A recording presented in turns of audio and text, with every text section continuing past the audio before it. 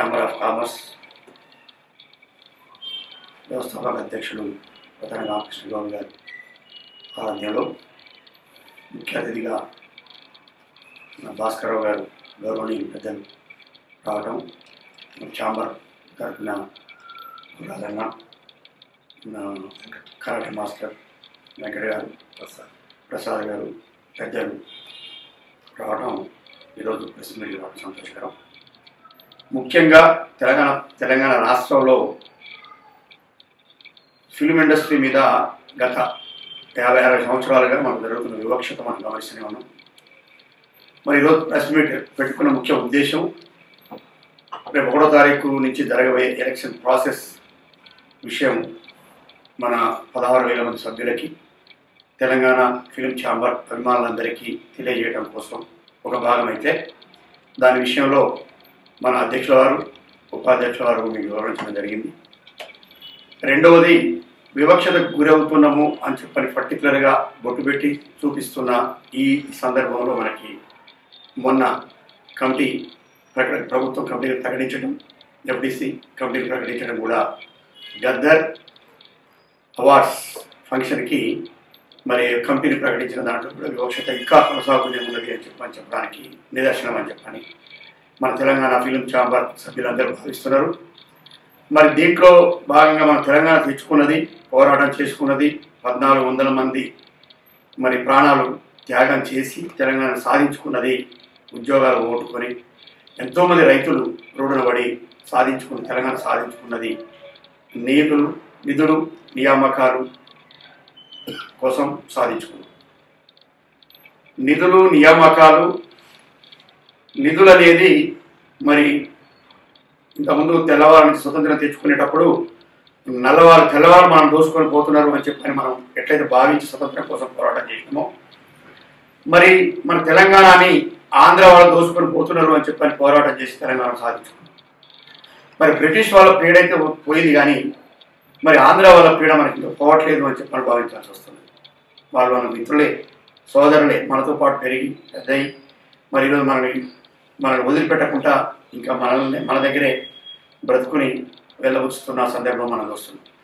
సరే, ఏది ఏమైనప్పటికీ అందరికీ మన సోదర భావంతో అందరూ ఆంధ్రులు మనకి మిత్రులు, సోదరులుగా ఉన్నప్పటికీ కూడా పరిపాలన విషయంలో మనకి వాళ్ళకి మన భాగస్వామ్యం ఉండొద్దు, ఎవరి వాళ్ళకి మనకి విడిపోవాలి అని చెప్పని మన తెలంగాణ సాధించుకున్న సందర్భం మనం తెచ్చుకున్నాం కష్టపడి.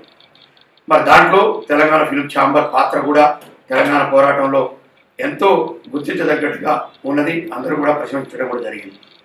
దాంట్లో దీక్షలు, నిరాహార దీక్షలు, ఇండస్ట్రీలో వివక్షత కోసం నిరాహార దీక్షలు కూడా చేసి మన అధ్యక్షుల వారి సారథ్యంలో చేసి మరి ఆ వివక్షతని కొంతలో కొంత పోగొట్టుకోవడం కోసం ప్రయత్నం చేయడం. మరి తెలంగాణ వచ్చిన తర్వాత 10 సంవత్సరాలు వాళ్ళ భాగస్వామ్యం మన హైదరాబాద్లో ఉంటుంది అని చెప్పారని 10 సంవత్సరాలు కూడా అదే అడ్డపెట్టుకొని మనల్ని పీడించుకుంటూ మనల్ని పరిపాలించుకుంటూ వస్తున్న సందర్భం. ఆ 10 సంవత్సరాలు దాటిన తర్వాత ఈ 10 సంవత్సరాలు పరిపాలించిన మన కేసీఆర్ గారు ఉద్యమ బాటలో నడిచి మరి ఉద్యమం తెలంగాణ కోసం పోరాడింది కాబట్టి మనకు న్యాయం చేస్తారని చెప్పని తెలంగాణ ఇండస్ట్రీ కూడా ముఖ్యంగా మరి భావించడం జరిగింది.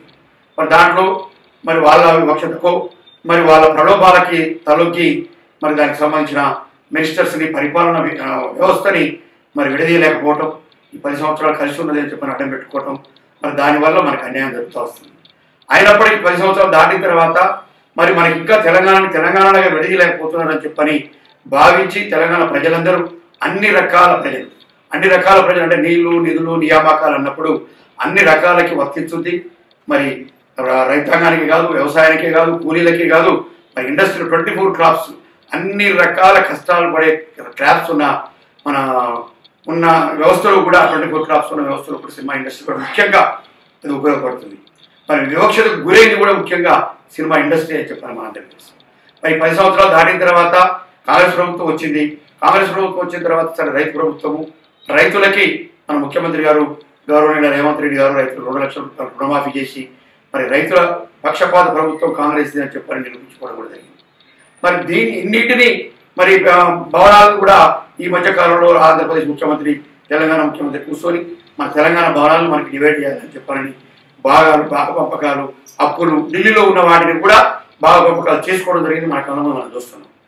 ఇన్ని జరిగినప్పటికీ ఫిల్మ్ ఇండస్ట్రీని మరి విడదీయలేకపోవడానికి మరి కాంగ్రెస్ పార్టీ అసమర్థత, ముఖ్యమంత్రి గారి అసమర్థత, ముఖ్యమంత్రిగా తెలంగాణలో మంత్రులుగా ఎమ్మెల్యేలుగా ప్రజాప్రతినిధి ఎన్నికైన కాంగ్రెస్ ప్రభుత్వంలో ఉన్న ప్రజాప్రతినిధుల అసమర్థత తెలవట్లేదు కానీ, లేదా ప్రలోభాలకు లొంగిపోవడం తెలవట్లేదు కానీ, మరి ఈ రోజు వరకు సినిమా ఇండస్ట్రీని మాత్రం వాళ్ళ నుంచి విడదీయలేక మరి వాళ్ళ చెప్పు చేతల్లో వాళ్ళ బానిసత్వంలో తెలంగాణ మరి సినిమా ఇండస్ట్రీని ఉంచి నడిపిస్తున్నారు అని చెప్పిన అది వాస్తవం.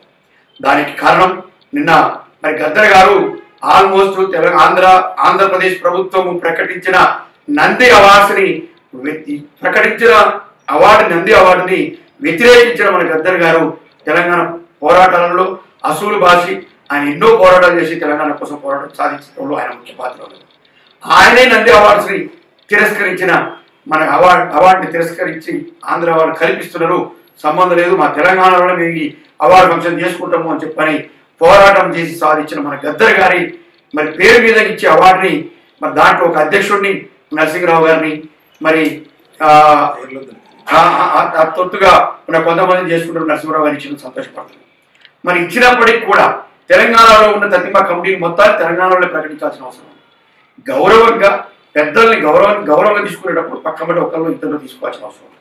అంతేగాని ఒక్కరిద్దరు తెలంగాణలో తీసుకొని ఉన్న కమిటీని మొత్తం ఆంధ్ర వాళ్ళతోటి సీనియర్లతోటి మళ్ళీ సేమ్ వ్యవస్థని మరి కొనసాగించేందుకు ప్రభుత్వం ప్రకటించడం చాలా నీచమైన వ్యవహారంగా తెలంగాణ ప్రజలు కానీ తెలంగాణ ఇండస్ట్రీ కానీ భావిస్తుంది. మరి దీని ప్రభుత్వం కల్పించుకోవాలి. దీనికి ముఖ్యంగా ఎఫ్డిసిఓలే కారణం. ఎఫ్డిసిలో ఇన్ని వ్యవస్థలలో ఉద్యోగస్తులు మారడం జరిగింది కానీ ఎఫ్డిసిలో ఉన్న ఎంప్లాయీస్ మారకపోవడం, వాళ్ళకి పొత్తులుగా జీతగాలుగా మరి ఆంధ్ర వాళ్ళకి వాళ్ళు పనిచేయటం, తెలంగాణ ఎఫ్డిసి డివైడ్ అయినప్పటికీ కూడా మరి తెలంగాణ వాళ్ళని నియమించలేకపోవడం వల్ల కూడా ఈ పొరపాటు జరుగుతుంది. దీనికి కమిషనర్గా ప్రత్యేకమైన సినిమా ఇండస్ట్రీ పెద్ద వ్యవస్థ, ఇది ప్రభుత్వానికి కూడా ఆర్థిక వ్యవస్థ, ఇది ఇన్కమ్ సోర్స్ ఉన్న వ్యవస్థ. మరి ఈ వ్యవస్థకి ఒక కమిషనర్ కానీ ఒక వ్యవస్థ ప్రిన్సిపల్ సెక్రటరీ కానీ మరి వీటిని సపరేట్ శాఖలు నిర్ణయించాలి తప్ప ఒక 4-5 శాఖల ప్రిన్సిపల్ సెక్రటరీగా కమిషనర్గా ఉన్న వాళ్ళని కమిషనర్ పెట్టడం వల్ల పూర్తి టైం కేటాయించలేకపోవడం, ఆ టైం కేటాయించలేకపోవడం వల్ల ఈ తొత్తులు ఎవరైతే ఎఫ్డిసిలో ఉన్న ఉద్యోగస్తులు తొత్తులు ఉన్నారో వాళ్ళు చెప్పిందే కిషోర్ డైరెక్టరు విజయ్ అనేటోళ్ళు వీరిద్దరి స్వార్థపూరితమైన మరి నిర్ణయాల కోసం వారు కమిషనర్ గారు చెప్పిన మాట విని కమిషనర్ గారు కింది స్థాయిలో చూడలేదు కాబట్టి కమిషనర్ గారికి మంచి ఉద్దేశం ఉన్నా తెలంగాణకి ఏదో న్యాయం తెలంగాణకు న్యాయం చేయాలనే ఉద్దేశం కమిషనర్ గారికి ఉన్నా చేయలేకపోవడం అనేది చాలా దురదృష్టకరం. విజయ్ కర్ణాటకుడు ఇవాళ మనం ఒకటి చేసుకుంటున్నాం. పక్క రాష్ట్రాలకు కూడా ఇండస్ట్రీలో అవకాశం ఇవ్వచ్చు అనుకున్నప్పుడు కర్ణాటక, తమిళనాడు ఇవన్నీ మన చేతులు కాదు కదా, ఆంధ్ర వరకే ఇచ్చి వాళ్ళకి ఇవ్వకపోవడం అంటే ఏ రాష్ట్రంలో ఉన్న సంస్థ ఏ రాష్ట్రంలో ఉన్న కమిటీలు ఆ రాష్ట్రానికి పరిమితం కావాలి తప్ప వేరే 50 కార్పొరేషన్లు ప్రకటించరు. 50 కార్పొరేషన్లలో కూడా ఒక్క కార్పొరేషన్ మెంబర్ని కూడా వేరే రాష్ట్రం నుంచి ఇవ్వకపోవడం కారణం ఏంటి అంటే మన రాష్ట్రం మన హక్కు ఇది కాబట్టి మనం సాధించుకున్నాం. మన హక్కులో మన వాళ్ళకే దీంట్లో ప్రాధాన్యత ఉన్న ఉద్దేశంతో 50 కంపెనీలు కూడా కనబడింది. అంటే దీంట్లో ఎందుకు ఇస్తున్నారు అనేది మాత్రం ఈ వివక్షత ప్రభుత్వం గుర్తించాల్సిన అవసరం ఉంది. ప్రభుత్వం గుర్తించకపోతే మా 16,000 మంది సభ్యులు మరి నిరాహార దీక్ష చేయడానికి కూడా వెలికిరాము, ఎఫ్డిసి ముట్టడికి కూడా మేము వెలికిరాము. దీనికి ముఖ్యమంత్రి గారికి మా ప్రెస్ ద్వారాగా మేము విన్నవించుకుంటున్నాం. ముఖ్యమంత్రి గారు కొంచెం వాళ్ళ మైకంలో నుంచి వాళ్ళ ఆలోచనల నుంచి మీరు బయటకు వచ్చేసి తెలంగాణ వ్యవస్థ ఇండస్ట్రీ ఏమవుతుంది అని చెప్పి మీరు ఆలోచించకపోతే ఉండగా తెలంగాణ రాష్ట్రంలో ఇండస్ట్రీ వాళ్ళ చేతిలో ఉండడమే కాదు, రేపు ఏదైనా అత్యవసర పరిస్థితి వచ్చినప్పుడు తెలంగాణ ప్రభుత్వం మీద వాళ్ళు దాడి చేయడానికి కూడా సిద్ధపడతారు. దయచేసి అర్థం చేసుకొని మేమందరం కూడా ఒక్కొక్కరు 10 నుంచి మా అధ్యక్షుల వారు 30 సినిమాలు తీశారు. 250 సినిమాలకి సెన్సార్కి సర్టిఫికేట్ ఇచ్చినారు. అంటే ఒక సంస్థ తెలంగాణలో ఈ Telangana FDC Telangana film chamber of commerce తట్టుకోవడానికి ఒక తెలంగాణ కోసం స్వాతంత్ర పోరాటం చేసి ఎంతైతే సాధించుకున్నామో ఈ తెలంగాణ ఇండస్ట్రీలో ఫిల్మ్ ఇండస్ట్రీలో Telangana film chamber of commerce అంతకంటే ఎక్కువ పోరాటం చేసి ఈ సంస్థ నిలబెట్టుకోవడానికి ఈ సంస్థ నిలబెట్టుకున్నందుకు 10 మందికి న్యాయం జరగాలన్నా తెలంగాణలో ఉన్న 24 క్రాఫ్ట్స్కి న్యాయం జరగాలన్నా ప్రభుత్వం కల్పించుకోవాలి. మేము చేసేదానికి ప్రభుత్వం చేయుతనియాలంటే మాకేదో గొప్పగా పదవులు ఇవ్వాలా కొన్ని కోరుకోవటలే, ఇచ్చే దాంట్లో మా భాగస్వామ్యాన్ని మాకు ఇవ్వాలని చెప్పి మేము కోరుకుంటున్నాం, డిమాండ్ చేస్తున్నాం. ఆ హక్కు మాకుంది. మీరు ఇట్లాగే కొనసాగిస్తే తలసాని శ్రీనివాస యాదవ్ ఇక మేము పేపర్ ప్రెస్ పరంగా చెప్తున్నాము, తలసాని శ్రీనివాస యాదవ్ గారికి 10 సంవత్సరాలు సినిమా ఇండస్ట్రీ మినిస్టర్గా ఉండి ద్రోహం చేసిండు. సినిమా ఇండస్ట్రీ ద్రోహి తలసాని శ్రీనివాస యాదవ్ పేరైతే ఎట్లయితే వచ్చిందో మీ ప్రభుత్వానికి కూడా మీకు కూడా అదే పేరు తెలంగాణ ఇండస్ట్రీలో వస్తుంది.